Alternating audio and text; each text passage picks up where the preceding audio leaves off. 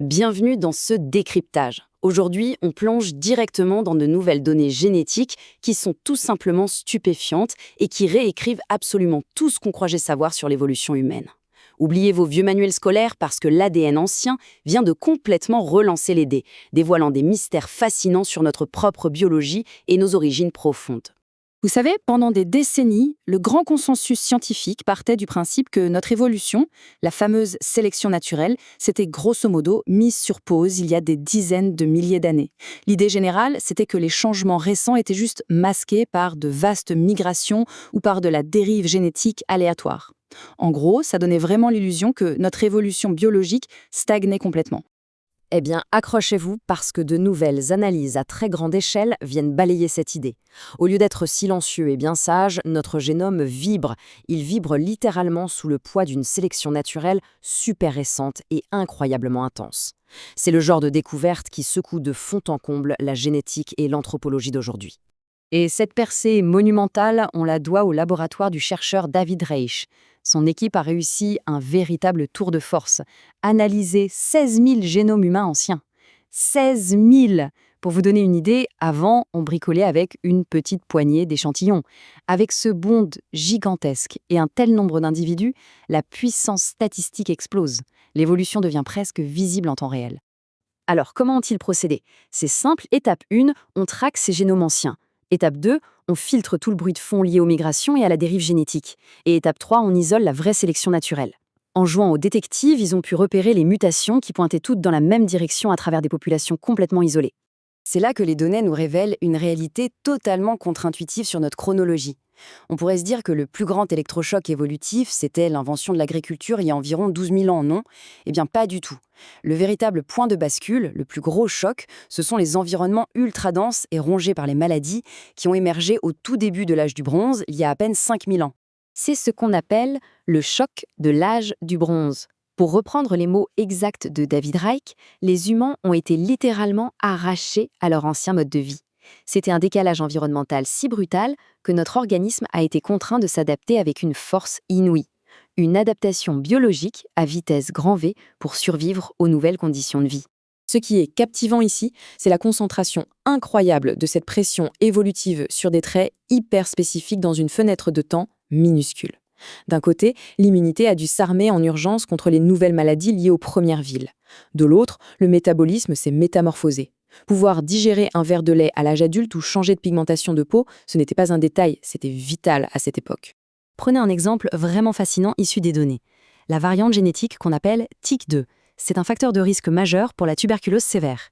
Les chiffres montrent que cette variante a connu des montagnes russes complètement dingues. Elle a explosé il y a 5000 ans, puis a chuté tout aussi brusquement 2000 ans plus tard. Notre ADN réagissait de manière frénétique aux pathogènes qui fluctuaient dans ces nouveaux milieux urbains.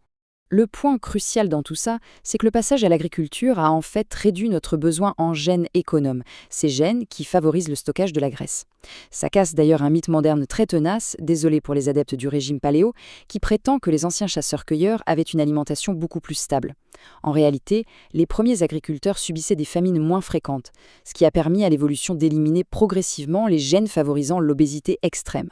Forcément, tout ça nous amène à une question extrêmement débattue et absolument passionnante. Et l'intelligence dans tout ça? Face à ces sociétés de plus en plus complexes et à ces immenses chocs environnementaux, comment nos traits cognitifs et comportementaux ont-ils réagi d'après la génétique? Les chercheurs ont mis le doigt sur un signal de sélection naturelle incroyablement fort pour une combinaison de variantes génétiques qui, aujourd'hui, sert de prédicteur au nombre d'années d'études d'une personne. Et de manière assez révélatrice, cette sélection a atteint son intensité maximale pile pendant l'âge du bronze, exactement en même temps que l'immunité et le métabolisme. Mais attention, il faut beaucoup de nuances ici. Ce n'est pas un simple gène du qui, loin de là. C'est plutôt un réseau complexe et assez inattendu de traits comportementaux qui sont corrélés. On y retrouve l'âge de la mère au premier enfant, la capacité à retarder une récompense et même le rythme de marche. L'évolution a probablement favorisé une psychologie axée sur la planification à long terme et l'investissement sur un plus petit nombre d'enfants. Et là, c'est le clou du spectacle. Les preuves montrent que la sélection naturelle pour ce fameux prédicteur cognitif a été exactement de 0 au cours des 2000 dernières années. 0! L'évolution de ce trait s'est complètement arrêtée. Ça remet sérieusement en question l'idée reçue selon laquelle notre société moderne et complexe nous pousserait continuellement à évoluer vers plus d'intelligence académique. Bon, passons maintenant à ces fameux rebondissements archaïques. Il est grand temps de repenser notre connexion avec Néandertal. Pendant très longtemps, le modèle standard nous disait que les Néandertaliens et les Dénisoviens étaient des espèces sœurs, très proches génétiquement et séparées de nous. Sauf que les nouvelles données viennent tout bouleverser. Elles révèlent une connexion profonde, intime et vraiment mystérieuse, spécifiquement entre les humains modernes et Néandertal. On a retrouvé des preuves formelles dans des liens qui étaient jusque-là inexpliqués. L'ADN mitochondrial pour la lignée maternelle, le chromosome Y pour la lignée paternelle, et même des techniques d'outils sophistiqués de l'âge de pierre moyen. Tous ces éléments, on les partage avec Néandertal, mais ils sont curieusement absents chez nos autres cousins, les Dénisoviens. Du coup, une nouvelle théorie radicale propose qu'il y a 300 000 ans, des ancêtres des humains modernes se sont étendus en Europe. En rencontrant les populations locales archaïques, ils ont été génétiquement remplacés à 95% par l'ADN archaïque suite au métissage. Mais le truc fou, c'est que ces petits 5% d'ADN modernes qui sont restés ont suffi pour imposer leur lignée maternelle, paternelle et leur culture avancée. Ce qu'il faut vraiment retenir, c'est que les Néandertaliens n'étaient peut-être pas juste de lointains cousins un peu rustes. Ils pourraient en réalité représenter une population culturellement et structurellement moderne qui portait simplement une écrasante majorité d'ADN archaïque en raison de cette ancienne assimilation. C'est un changement de paradigme qui redéfinit totalement ce que signifiait l'espèce humaine. Pour clore ce décryptage, quand on voit avec quelle fureur nos ancêtres se sont adaptés aux chocs brutaux de l'âge du bronze, ça donne presque le vertige. Face aux immenses bouleversements environnementaux d'aujourd'hui, avec nos alimentations ultra transformées, nos technologies et nos environnements urbains bondés, on est en droit de se poser une question énorme. Comment notre génome vibre-t-il avec la sélection naturelle en ce moment même? À quoi ressemblera-t-il dans plusieurs millénaires? Une chose est sûre, l'histoire de notre évolution s'écrit encore, à la seconde même où on se parle.